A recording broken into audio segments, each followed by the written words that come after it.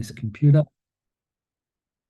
Okay, Namo Om Vishnu Bhattaya Krishna Pristaya Bhutale Shrimati Bhaktivedanta Swami Namane Namaste Saraswati Devi Gauravani Pachaline Nivasesha Sunyavhari Pashtatala Satarine Jai Sri Krishna Chaitanya Prabhu Nityananda Shri Advaita Gadadhar Shiva Sari Gaura Bhakta Vrinda Hare Krishna Krishna Krishna Hare Hare Hare Ram Ram Ram Hare.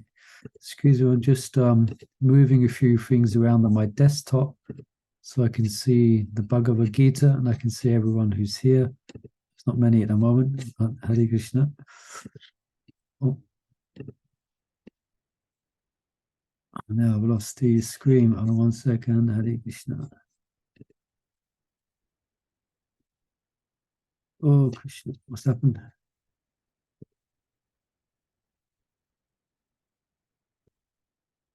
You can still see me and hear me. I'm still audible and seeable. Yeah. Yes. Yeah. Okay. I've lost the pressed the wrong button.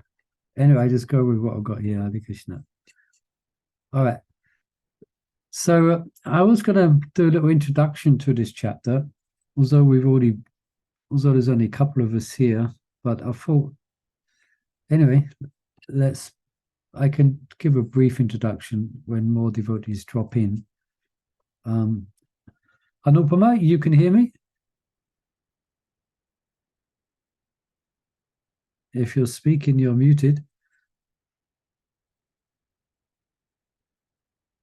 All is silent from Anupama. All right, perhaps I'll wait a couple of minutes before we speak more about this introduction. But let's so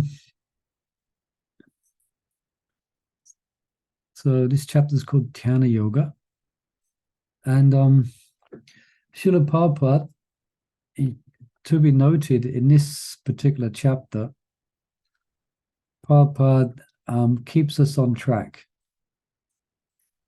of the goal of the Bhagavad Gita. Yeah. Do you know there's one verse in the 18th chapter which very much exemplifies the goal of the Bhagavad Gita. Do you know that, Lujya or Anupama, if you can hear me?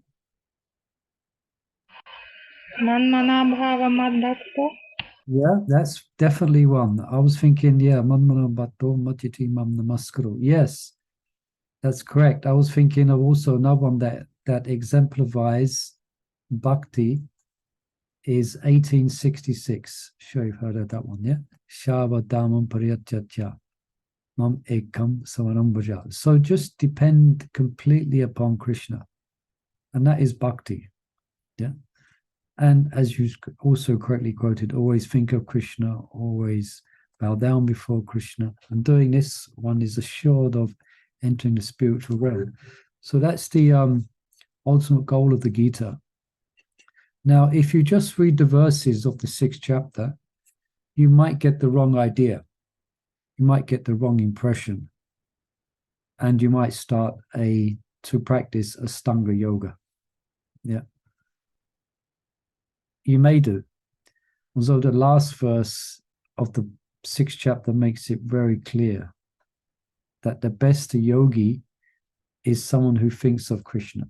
So that is there. But you'll find throughout the purports, Srila Prabhupada is going to keep us on track. He's going to remind us that the practice of bhakti automatically one attains the same, or one's automatically following the system of yoga that's presented here in the 6th chapter. Anyway, it will become clear as we read.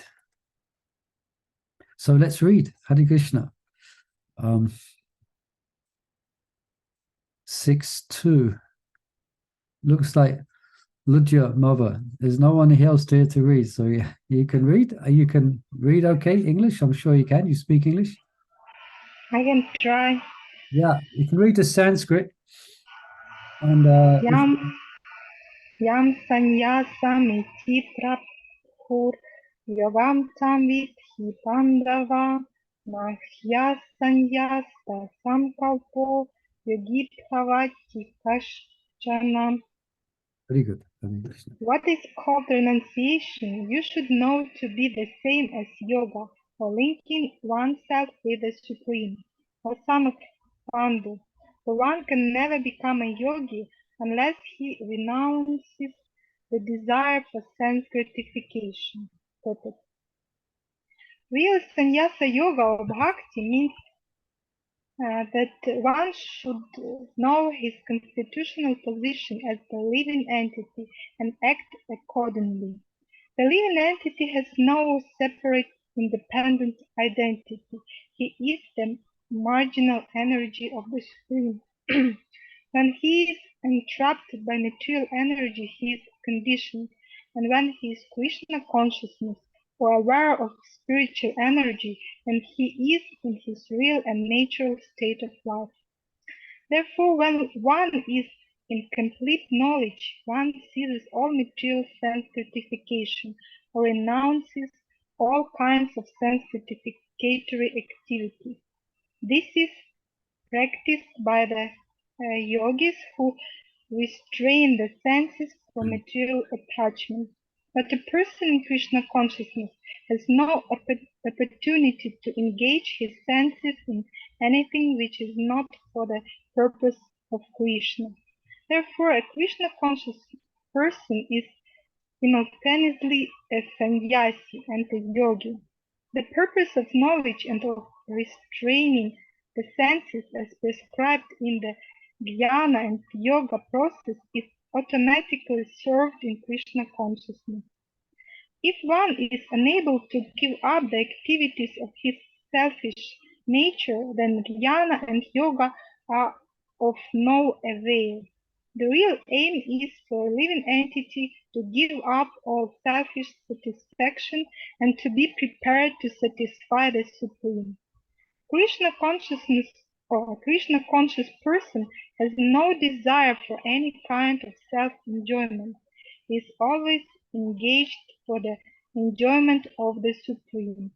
One who has no information of the Supreme must therefore be engaged in self-satisfaction, because no one can stand on the platform of inactivity. All purposes are perfectly served by the practice of Krishna consciousness. Hare Krishna. Hare Krishna. Thank you. Anupama, are you there? Anupama Gopika.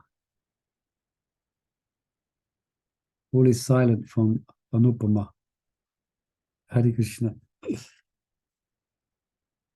Yeah, so yeah. So let's just look at this from the point of view of being a yogi, or what's needed to actually practice real yoga. Yeah. Is that okay? One may be living aloof from temptations of the senses, but one also is required to internally give up the desire. Yeah. Otherwise, there's another verse that describes if someone is dressed like a sannyasi or dressed like a renunciate, and they're still meditating upon the objects of the senses, then they are called a mitacharya, or they are a cheater. Yeah.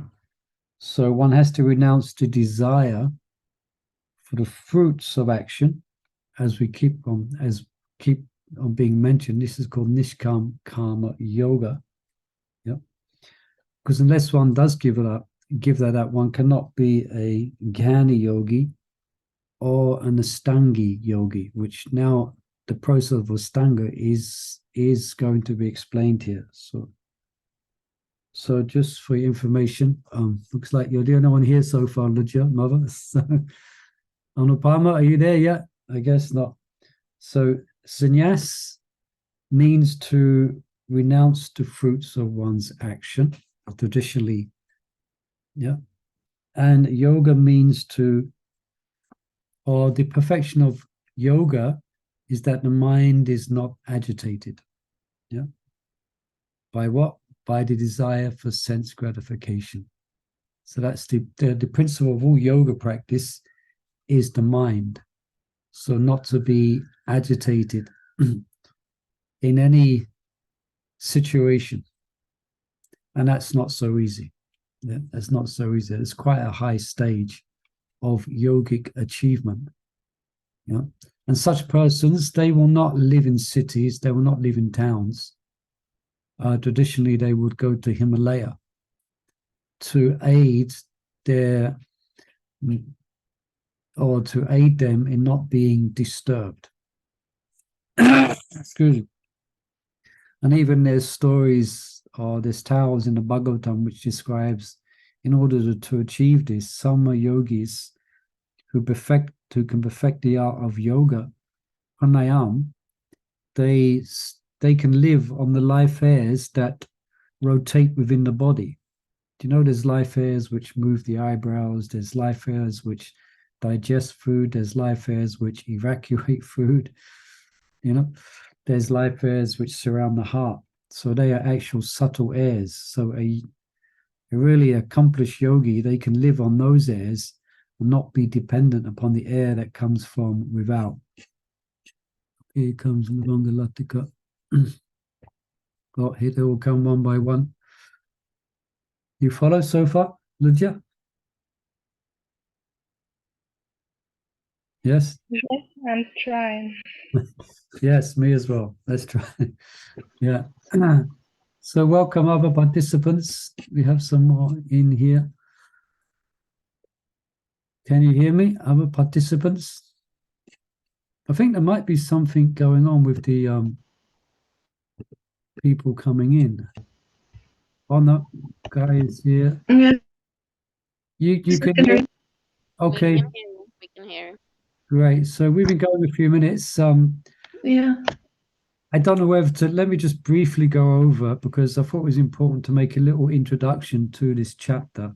So excuse me, Ludja, for repeating the same thing. But you're going to see in this chapter, it's speaking about Astanga, the practice of Astanga. So the actual, in the purports, Prabhupada keeps us reminded of the ultimate goal or purpose of Bhagavad Gita, which is mentioned, and I mentioned in the 18th chapter, and Ludja nicely quoted, Man manam avat bhakto majjati mam namaskuru. That verse comes twice, actually, 9th and 18th chapter. And also I was quoting 1866. So you can quote 1866, Mavalavanga? 18. No, sorry. Can, I'm sure. I'll give you one word. Sava Dhamam. Sarvadama Pritchata, Mami Kamsarana Praja, Hamtram Sarva Pape Gyo Mokshesmi Masujapa. This abandon all varieties of religion and completely depend upon me. Now that dependent upon me, that is bhakti. That's the highest sense of bhakti. Yeah, just depend on Krishna. Don't worry about this or that. Krishna will protect you. Just follow his shiksha. So that's the ultimate conclusion, which Krishna is bringing Arjuna and us to. So in this chapter, it speaks about the practice of Astanga yoga, and quite a bit and its details is given. So if someone was to read this without reading the purports, they may mistakenly take up the process of Astanga, unless they focus on the last verse of this chapter, which says the highest yogi is one who meditates upon me. So there's a good chance that reading through this, one is going to get inspired to sell their house and go to the Himalayas or stand on their head. Ashtanga. Yeah, so you're going to see Prabhupada, he's going to give the Krishna conscious equivalent in the purports to this chapter. more or less explaining that the superiority of the practice of bhakti covers everything that's needed for Ashtanga. All right? So we went through that just now, but I thought I'll repeat it again. And so then we were just speaking on actual yogic practice, excuse me, excuse me. That, for instance, a yogi to practice yoga, it's required, and it describes in this chapter that one should live in a secluded place. Yeah, in other words, Himalaya or somewhere. And one should be aloof or away from the objects of the senses. But that's not enough. One has to give up the desire for those things. Otherwise, one cannot practice proper yoga, Ashtanga yoga. And I mentioned that there's also a verse, I think we read that in the 3rd chapter, that if one dresses like a renunciate, but they're still meditating upon the objects of the senses, they are considered to be a mitacharya. Means they're cheating. Yeah, better you be an honest sweeper in the street than be a charlatan. Yeah. So then one can, it describes that one should renounce desire of the fruits of one's action. Yeah. So that's what's required. But that's quite a tall order. Yeah. But then Prabhupada, you see in this purple, he gives the Krishna conscious perspective on this. Like here, like first of all, he describes sannyas for just for information. Sannyas means to renounce the results of one's activity. Yoga means to have them yoga means, or the goal of yoga is to have an equipoised or peaceful mind and to not be disturbed. Yeah. So anyway, Prabhupada in the beginning, he speaks about the yogic principle, but then immediately he begins to speak about, or actually right from the beginning, he begins to speak about Krishna consciousness, actually. Yeah. He begins that in order to achieve this, in order to achieve this practice, one should know what one's constitutional position is. Yeah.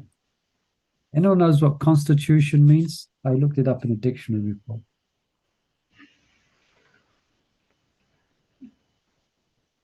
What's the constitution? What's it, his constitutional position? Sometimes it's interesting. Prabhupada says these sentences. Sometimes we just read it, but if we stop, but they're quite deep actually. Prabhupada's use of words, his use of every word is quite deep. So constitution, I'd say essential. Your essence, essential. That's it. Yes. Yeah, essential. So it's you got it. Did you look in the dictionary? No, I just. You are a walking dictionary. So relating to an established set of principles, so a governing state. So just for instance, a government will have its constitution. Yeah. Also, it's going off a bit here, but one's physical condition, one's constitution is kapha or pitta. But the constitution of every jiva is to be the servant of Krishna. And we've heard that a few times. Yeah. That's the constitution. So, Prabhupada immediately introduces Krishna consciousness, and then we act according to that principle. And then Prabhupada gives another few points here. We are the marginal, the living entity has no separate, independent identity. So what's 2 words that describe someone who has a so-called independent identity? False ego. Yeah, we heard this a few times. Yeah, false ego.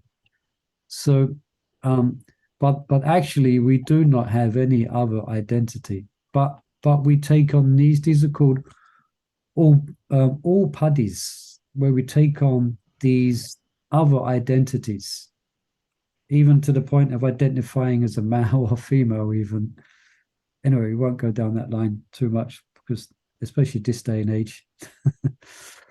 What do you identify as? You know, there's this whole thing going on in the crazy West.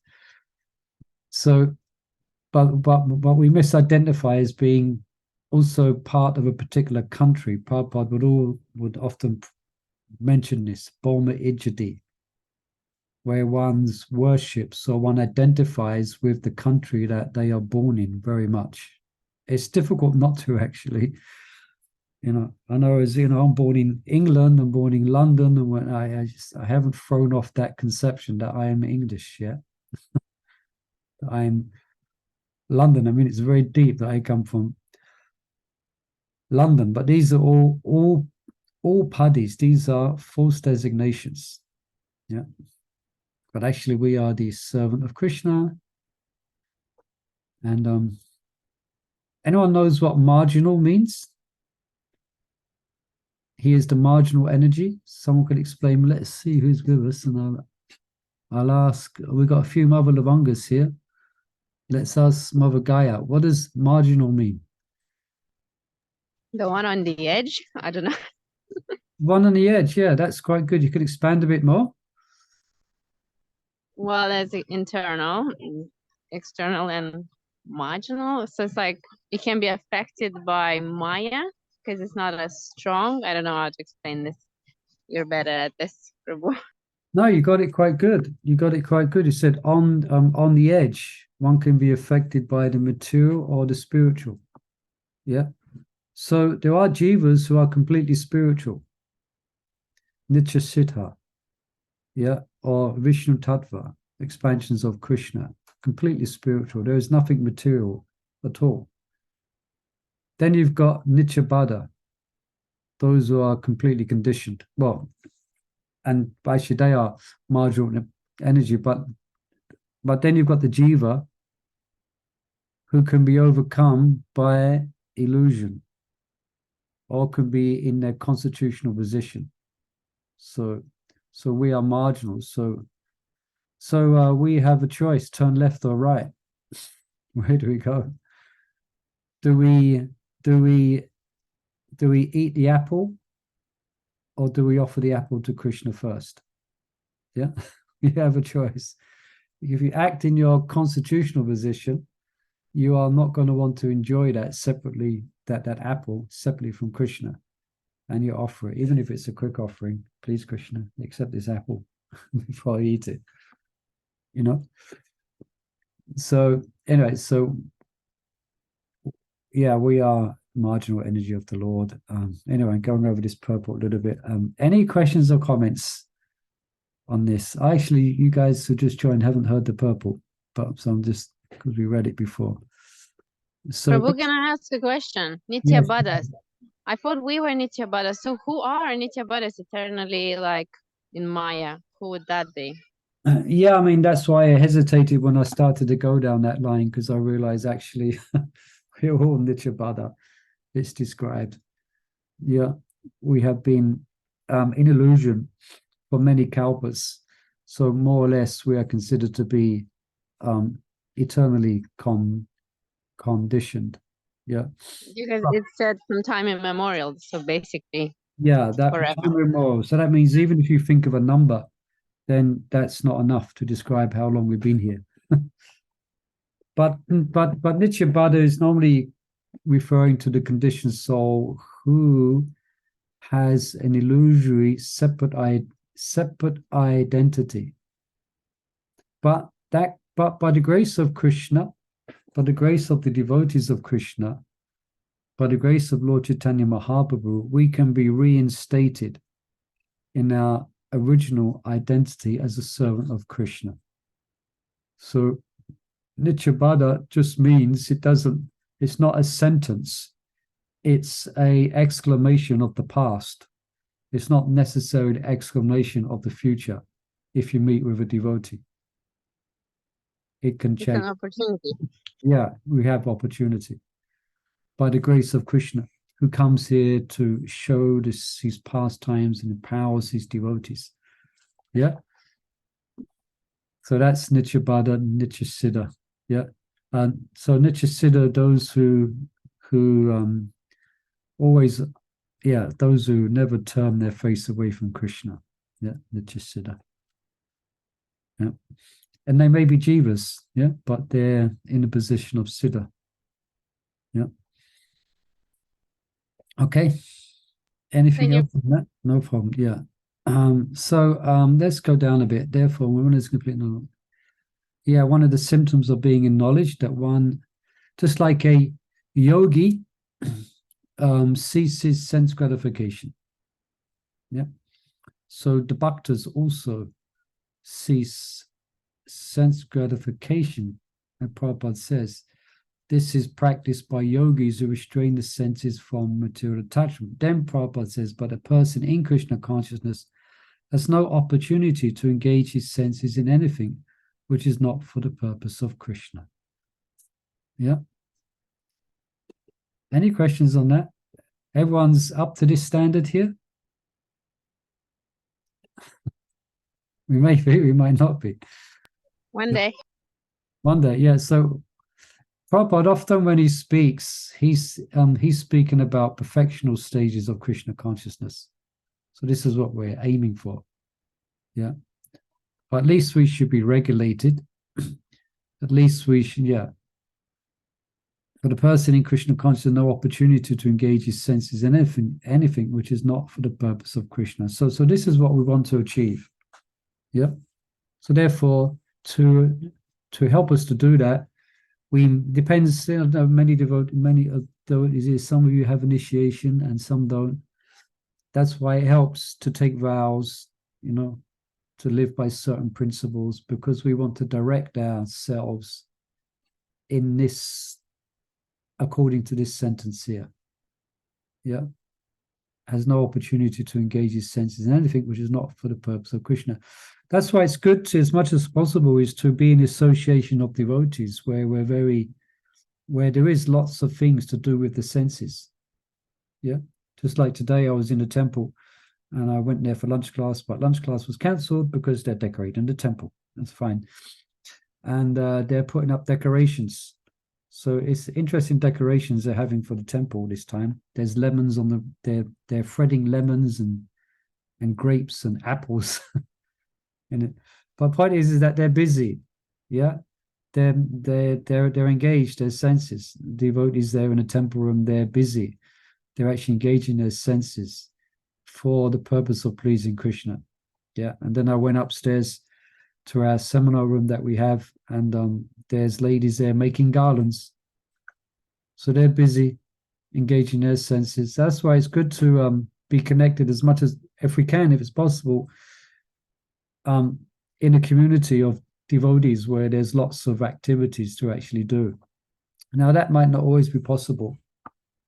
So at least we can offer our food to Krishna. We can try our best, to always, to use our senses for the purpose of Krishna. The sense of the eyes, the ears, is displeasing to Krishna. But Prabhupada says a person in Krishna consciousness has no opportunity to engage his senses in anything which is not for the purpose of Krishna. But we might say, well, there's plenty of opportunity for us. But a 7% devotee will always engage his senses in Krishna's service. Yeah. So Prabhupada goes on. Therefore, a Krishna conscious person is simultaneously a sannyasi and a yogi. So both of these have been spoken of in this verse. So Prabhupada is saying, actually, someone who is Krishna consciousness is serving the purpose of both. Yeah. It is automatically served in Krishna consciousness. If one is unable to give up the activities of his selfish nature, then Jnana and yoga are of no avail. I mean, what's the point? What's the use? Yeah. If you're still attached to this world, yeah, your so-called practice of developing knowledge and yoga are to of no avail. And persons who, there's lots of yoga clubs today, isn't there? Practice yoga. Most of them have no idea of the real goal of yoga, Anyway, this is the real goal. So then Prabhupada says the real aim is for living entity to give up his selfish satisfaction and be prepared to satisfy the Supreme. Yeah. A Krishna conscious person has no desire for any kind of self-enjoyment. So what do you do if you, well, I guess, if you want to enjoy something, then you offer it to Krishna first. I give the innocent example of eating. If you want to eat a cheesecake, all right, it's for you, but at least it should get put on the altar before you devour it. It's not the highest motive, but at least you're offering it to Krishna.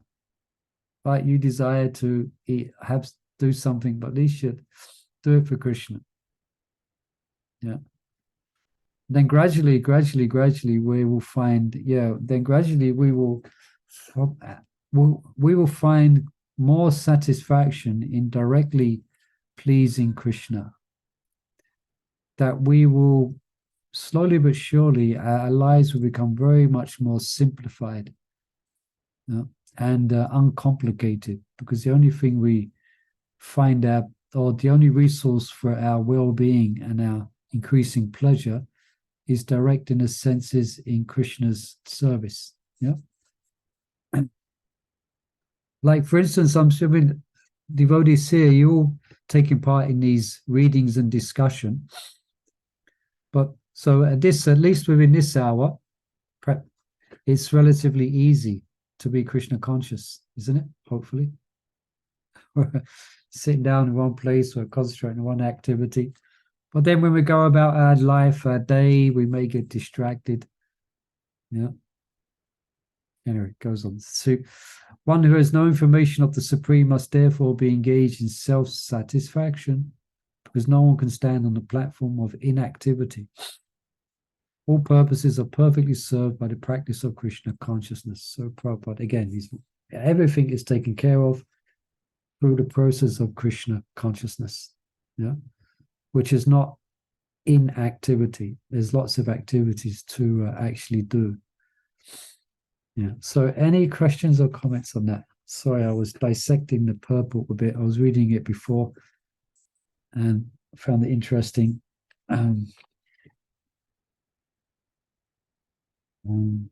Few detailed notes here, but it's a bit technical from the acharyas. Let's just try and keep this a bit simple, perhaps. Yeah, here's a little thing. Now that comes in 6.3. This is 6.2. All right, Hare Krishna. So should we read on? Should we read another verse? Yes, Hare Krishna. Okay, anyone else like to read 6.3? Yeah, I can read. Go ahead. Yeah. Text 3? Yeah. Yeah. Aruruksor yogam kamakaranam uchite yoga rudrasya tasyaiva samakaranam uchite.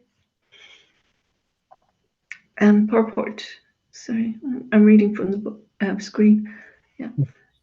For one who is a neophyte in the eightfold yoga system, work is said to be the means, and for one who is already elevated in yoga, cessation of all material activities is said to be the means. Purport by Srila Prabhupada. The process of linking oneself with the Supreme is called yoga. It might be compared to a ladder for attaining the topmost spiritual realization.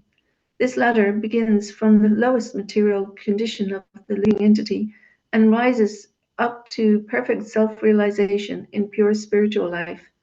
According to various elevations, different parts of the ladder are known by different names, but all in all, the complete ladder is called yoga and may be divided into 3 parts, namely Jnana Yoga, Dhyana Yoga, and Bhakti Yoga. The beginning of the ladder is called the Yoga Rukshu stage, and the highest rung is called Yoga Rudra. Concerning the eightfold yoga system, attempts in the beginning to enter into meditations through regulative principles of life and practice of different sitting postures, which are more or less bodily exercises, are considered fruitive material activities. All such activities lead to achieving perfect mental equilibrium to control the senses. When one is accomplished in the practice of meditation, he ceases all disturbing mental activities. A Krishna conscious person, however, is situated from the beginning on the platform of meditation because he always thinks of Krishna, and being constantly engaged in the service of Krishna, he is considered to have ceased all material activities. Okay, thank you. Right. So that last paragraph, that's the goal of all these of the yoga system. So if you're doing that, you are a perfect yogi. Yeah. And so there's no need. Well, that's this, especially in this day and age where things and our minds and things and the whole world is very disturbed. We need the direct method. Yeah.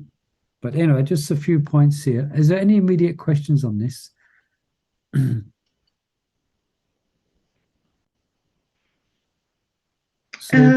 It says sitting postures are like fruitive activities.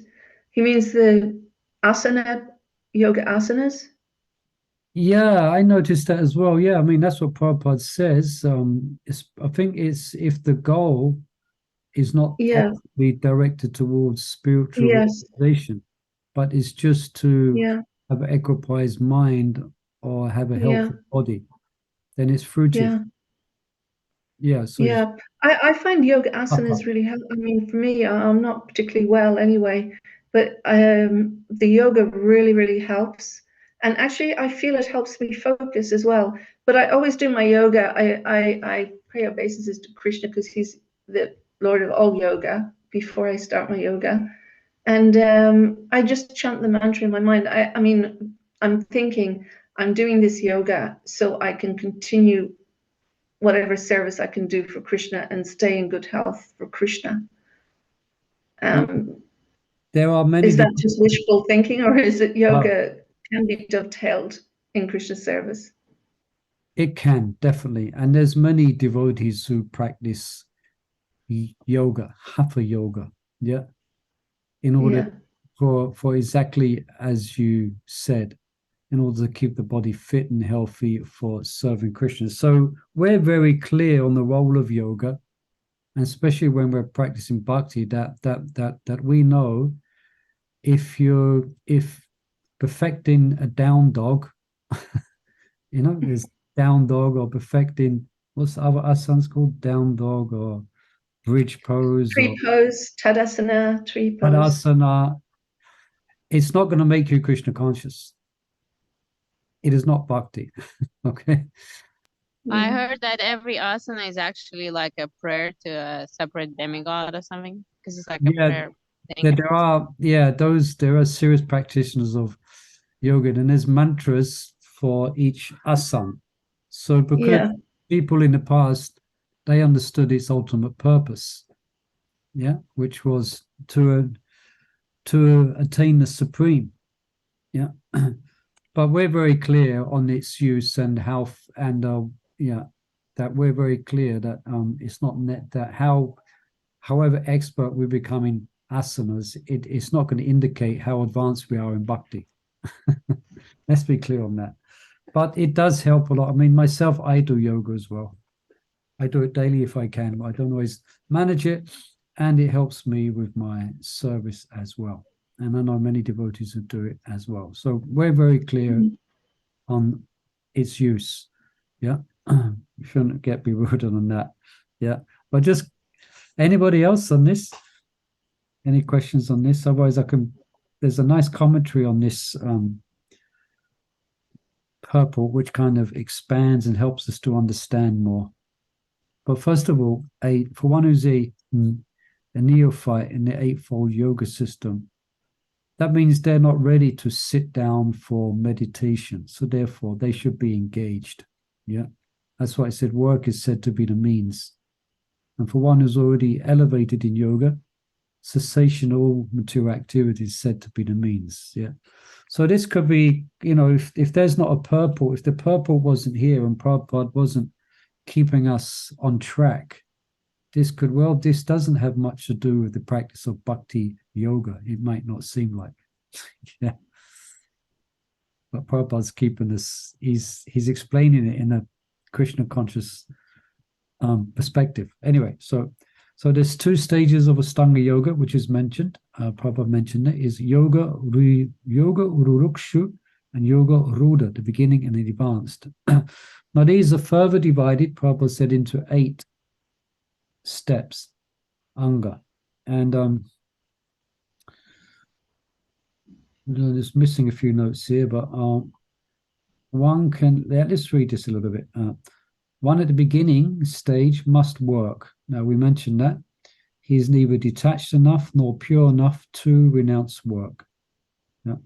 One can renounce work only at an advanced stage.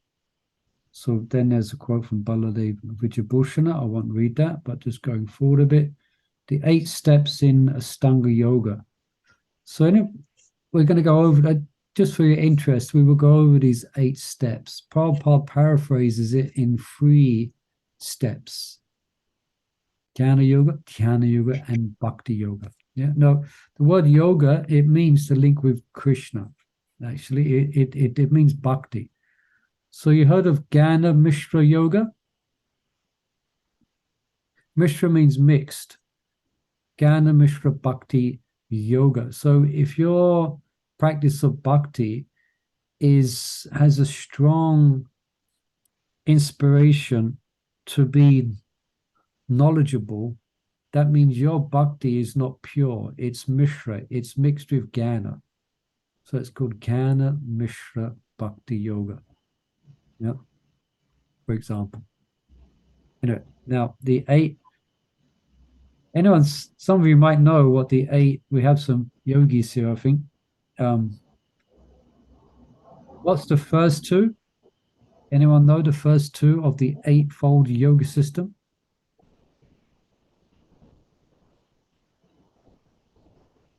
Yama? Asana, pranayama? No, it comes from yama and niyama. Niyama, okay. Yeah. Anyone knows what that is? Yama and niyama? They're like things to do and things not to do. Yeah, you got it. So correct action. In other words, establishing oneself in the principles of sattva. So there's things that you will do and things that you will cease doing, yama and niyama. Yeah. So we have a regulative principles. You could say that's the equivalent. Yeah. So following prescriptions and prohibitions, these are, and that's required of us to become Krishna conscious. It helps clean up things so we can be more conscious of Krishna. Okay. So then the next one is he begins to practice asanas, and we just described that. That's called hatha yoga. So now they're supposed to serve a purpose, actually, in the traditional practice of yoga. It's so that you can sit down and you can meditate with ease and without discomfort. So therefore, a yogi, before they do their meditation, they will do asanas. Yeah. Asanas. And then after that anyone comes after that?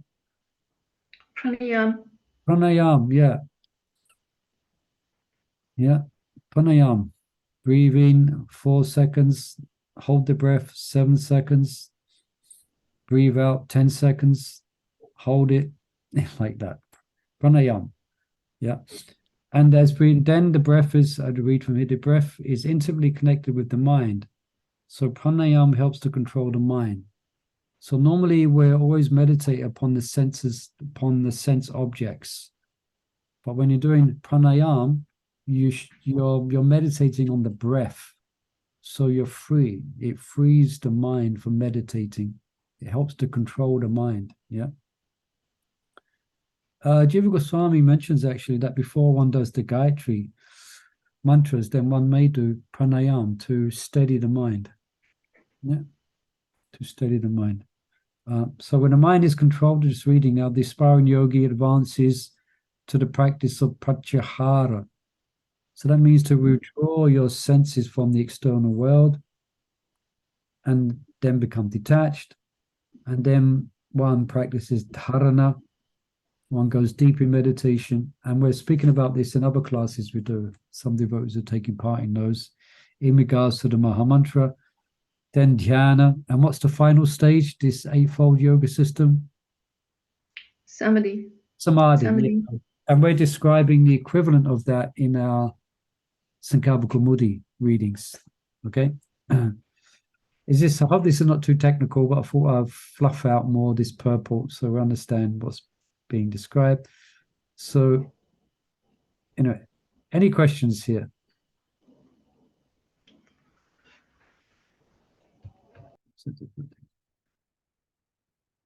Okay, I'll just read something from Vishnu Chakravarti Thakur. So should the Astanga yogi perform his prescribed duties as long as he lives? He says that this third text describes how in the beginning stage one works in Nishkam Karma Yoga, not being attached to the results of one's work, while simultaneously practicing Astanga Yoga that purifies his heart. When the aspiring yogi becomes elevated in his practice to the point of Yoga Rudra, he gives up Nishkam Karma Yoga and practices Astanga Yoga exclusively. So it's interesting how Baladev Vijayabhusa and others, Prabhupada gives his purports completely giving us the Krishna conscious perspective. Yeah. That's a wonderful, that's our wonderful Prabhupada's purpose. So anyway, Hare Krishna. I'm going on a bit. Any questions? So all sure where we're going here?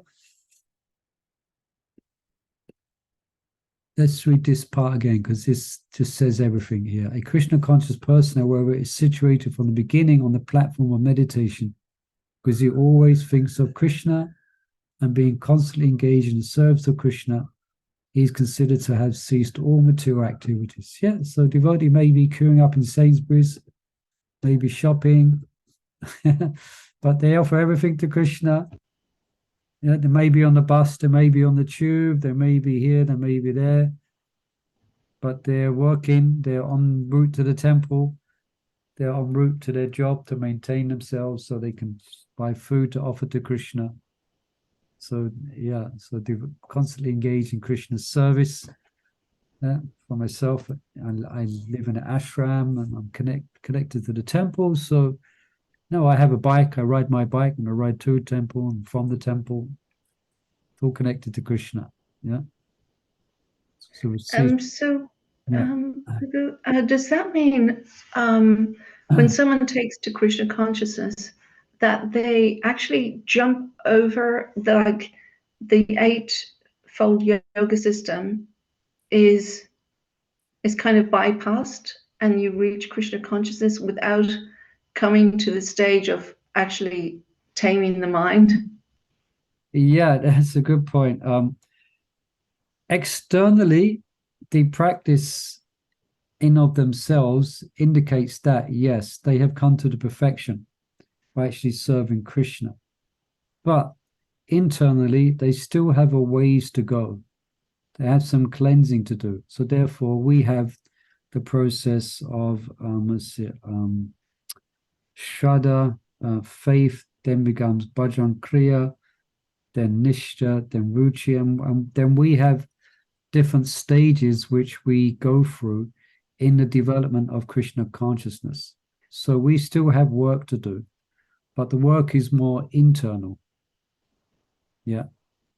We don't, so externally we're doing what we should be doing, and that will help to purify us. But what you're saying is correct. So we shouldn't, we have, we take to Krishna consciousness, and to that degree we meditate with attention on the holy name, then we will be free from the impurities, Jeto Darpanam Marjanam. But if we don't practice the process properly, if we make offenses, if we're perpetually inattentive, then the desired result may not be there, and then one may again take to material activities. So yes, in one sense, yes, we've no need to go to a yoga ashram in the Himalayas and practice, pranayam and do all these things. Just by connecting oneself to a sangha of devotees and engaging in service, we have reached, in one sense, the conclusion of yoga, as Krishna says in the last verse of this chapter. But as we all know, we have some internal work to do. Yeah, in order to serve Krishna in purity, to serve Krishna as the gopis serve Krishna, or the cowherd boys serve Krishna in the spiritual world. We got a long way to go. Yeah, but by hearing about their service and by engaging by Shravanam Kirtanam Vishnu, Smaranam Parasevanam, engaging the yangas of bhakti, then the internals become perfected, you know. Did that help? But it's a good point you made there, Mavalavanga. Yeah, thank you. Yeah, we do bypass, but it doesn't, but we shouldn't think ourselves all high and mighty. Oh, no, we got a lot of work to do, you know, a lot of internal drilling to do, you know. All right. Any other questions on this? Let's see if I missed anything here. Yeah. So that was text 3, isn't it? So text 4, yeah. Right, let's have a little look at text 4. Let's see how long. Short purple. Let's go for it. Hare Krishna. Okay, someone like to read text 4?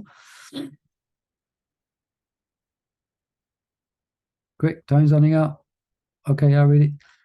Yati hinendriyateshu nakamashu anusajjate savasankalpa sannyasi yogarudastatocchate. Okay, a person is said to be elevated in yoga when, having renounced all material desires, he neither acts for sense gratification nor engages in fruitive activities. Okay, savasankalpa, yeah. Sannyasi, so free from all material desires. So purple, short purple.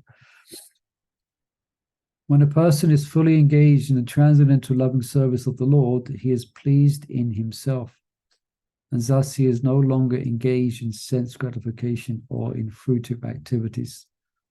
Otherwise, one must be engaged in sense gratification, since one cannot live without engagement. Without Krishna consciousness, one must be always seeking self-centered or extended selfish activities. But a Krishna-conscious person can do everything for the satisfaction of Krishna, and thereby be perfectly detached from sense gratification. One who has no such realization must mechanically try to escape material desires before being elevated to the top rung of the yoga ladder. Yeah. So Prabhupada in this last sentence is referring to the yogis who take to the path of the eightfold yoga system. It is more or less a mechanical means. Yeah. But Prabhupada says the Krishna conscious person can do everything for the satisfaction of Krishna.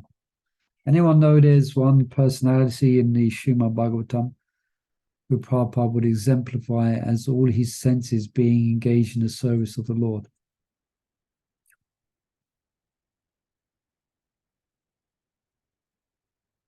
He's Maharaj Ambarish. Ambarish, you got it, yeah, that's correct. Savai Manakrishna Pada Vindayo Vachasma Kuntu Kunana Vanane. And those verses are quoted 2 times in the Bhagavad Gita. Yeah. I think it might be quoted, I'm sure it's going to be quoted in this chapter, I think. Yeah. So all he gauged his mind in thinking of the lotus feet of the Lord, and his sense of touch, and his head in bowing down for the Lord, his sense of smell, his sense of taste. Everything was engaged in the devotional service of the Lord. You know, read here. Owing to his higher spiritual taste, a yogi renounces both material desires and desire for fruitive pursuits. He thus attains the yoga ruda platform. Such a yogi may choose to continue his work, which mostly consists of his prescribed duties, not out of attachment, but to set the proper example. Okay, any questions here or observations here?